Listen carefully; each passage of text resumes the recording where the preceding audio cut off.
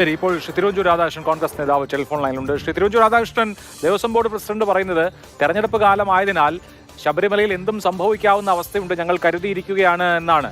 രാഷ്ട്രീയ മുതലെടുപ്പിന് വേണ്ടി അങ്ങനെ ശബരിമലയിൽ എന്തെങ്കിലുമൊക്കെ സംഭവിച്ചേക്കാമോ? എനിക്ക് തോന്നുന്നത് ഇത് ശബരിമലയില് രാഷ്ട്രീയം ഉണ്ട് എന്ന് വരുത്തുന്നതിന് വേണ്ടിയ ശ്രമത്തിന്റെ ഭാഗമാണ്. ഏതെങ്കിലും തെരഞ്ഞെടുപ്പ് വരുന്ന ഏത് കാലത്താ മണ്ഡല മകരവിളക്ക് നടക്കാത്തത്? ഇപ്രാവശ്യം മാത്രം എന്തിനാ ഇങ്ങനെ ഒരു സസ്പീഷൻ? എന്തെങ്കിലും ആരെങ്കിലും കുഴപ്പമുണ്ടാക്കിയേക്കും എന്ന് നേരത്തെ അങ്ങ് പറയുകയാണ്. എന്നാൽ പിന്നെ ഗവൺമെന്റ് ഇന്റലിജൻസ് വിഭാഗല്ലേ, അവർ പരിശോധിക്കണ്ടേ എന്താ നടപടി നടത്തുന്നത് എന്നുള്ളതിന്റെ ഒരു പ്രതിവിധി അവർ കാണണ്ടേ? ഗവൺമെന്റല്ലേ ഈ ഒരു ഭാഗത്ത് നിൽക്കുന്നത്, ഗവൺമെന്റല്ലേ അത് ചെയ്യേണ്ടത്. എന്തിനാണ് ആളുകളെ ഭയപ്പെടുത്താൻ ശ്രമിക്കുന്നത്? മണ്ഡലം മകരവിളക്ക് കാലത്ത് ശബരിമലയിൽ ആൾ വരരുത് നിർബന്ധമാണെന്ന് ഒരു ലീപ്പ് ഇതെല്ലാം പറഞ്ഞ് ബഹളാക്കാം. ദേവസ്വം ബോർഡ് വിചാരിക്കുന്നത്, അതായത് ഇപ്പോ എല്ലാ വിശ്വാസികൾക്കും കുറെ കാര്യങ്ങൾ ബോധ്യം വന്നു. സാമുദായിക സംഘടനകൾക്ക്, NSSനും SNDPക്കും ഒക്കെ കാര്യങ്ങൾ ബോധ്യമായി. എല്ലാവരും സർക്കാരിന്റെയും ദേവസ്വം ബോർഡിന്റെയും ഉദ്ദേശശുദ്ധി മാനിക്കുന്നു.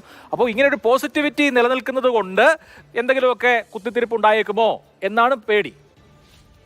കുത്തിത്തിരിപ്പ് ആരുണ്ടാക്കുമെന്നാ പറയുന്നത്? അങ്ങനെ ഉണ്ടാവും എന്ന് തോന്നുന്നുണ്ടെങ്കിൽ അവരുടെ പേര് വെളിപ്പെടുത്തട്ടെ, അവർക്കെതിരായിട്ട് നടപടിയെടുക്കട്ടെ.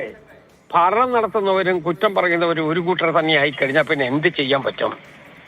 അവരല്ലേ ഇതിന്റെ കുറ്റക്കാരാരാണെന്ന് കണ്ടുപിടിക്കേണ്ടവര്, അതിനെതിരെ നടപടിയെടുക്കേണ്ടത് അവരല്ലേ. അവർ ബഹുജന സമക്ഷം ഈ ആളുകളുടെ പേരുകൾ കൊണ്ടുവരണ്ടേ? ഈ സമൂഹത്തിൽ ആരെങ്കിലും അതിനെ അക്സെപ്റ്റ് ചെയ്യുമോ? അപ്പോ ആളുകളെ ഭയപ്പെടുത്തി ഒരു അന്തരീക്ഷം ഉണ്ടാക്കാനായിട്ട് ശ്രമിക്കുന്നത് ശരിയാണോ? എനിക്ക് അതിനെക്കുറിച്ച് ഒരു അഭിപ്രായം പറയാനില്ല. ഇത് തൃപ്തികരമായി നടന്നു പോകണമെന്ന് ആഗ്രഹിക്കുന്ന ആളുകളാണ് കേരളത്തിലെ ഭക്തജനങ്ങളെല്ലാവരും, ഇന്ത്യയിലെ ഭക്തജനങ്ങളെല്ലാവരും. ഇത് മുതലെടുപ്പിന് വേണ്ടി ആക്കാൻ വേണ്ടിയുള്ള പരിശ്രമത്തിന്റെ ഭാഗമായിട്ടാണ് ഇതുപോലുള്ള എഴുതാപ്പുറം ഇരിക്കുന്നത്. പോലീസ് അവിടെ എത്ര ആയിരക്കണക്കിന് പോലീസുകാർ അവിടെ ഇല്ലേ? അതിനെല്ലാം ഒരു ഹൈറാർക്കി ഇല്ലേ?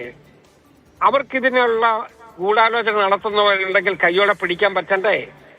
അതിപ്പോ അതിന്റെ സത്യം പറഞ്ഞാൽ ഇത് പോലീസിനെതിരെ ഏറ്റവും വലിയ ആക്ഷേപമാണ്. കാരണം ഇവിടെ കുഴപ്പമുണ്ടായേക്കും എന്നുള്ള ഭീതി നിലനിൽക്കുന്നു എന്നുള്ളത് പോലീസിനെതിരായിട്ടുള്ള ആക്ഷേപമായിട്ട് ഞാൻ കാണുന്നത്. ശരി.